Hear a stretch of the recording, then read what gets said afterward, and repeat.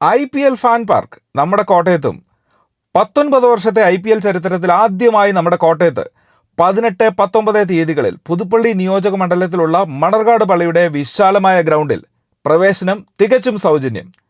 ക്രിക്കറ്റിന്റെ പ്രചാരം വർദ്ധിപ്പിക്കുന്നതിന്റെ ഭാഗമായി BCCI സജ്ജീകരിച്ചിരിക്കുന്ന ഈ ഫാൻ പാർക്കിൽ ഇന്നും നാളെയുമായി 4 IPL മത്സരങ്ങൾ സ്ട്രീം ചെയ്യപ്പെടുന്നു.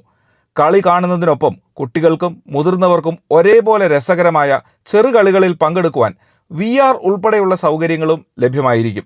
കൂടാതെ ഫേസ് പെയിന്റിംഗ് കൗണ്ടർ, കുടിവെള്ളം, ഫസ്റ്റ് എയ്ഡ് കൗണ്ടർ, സ്ത്രീകൾക്കും പുരുഷന്മാർക്കും ടോയ്ലറ്റ്സ്, വിശാലമായ കാർ പാർക്കിംഗ് സൗകര്യം, വെവ്വേറെ പ്രവേശനം, പിന്നെ ഒരു ലക്കി ഡ്രോ.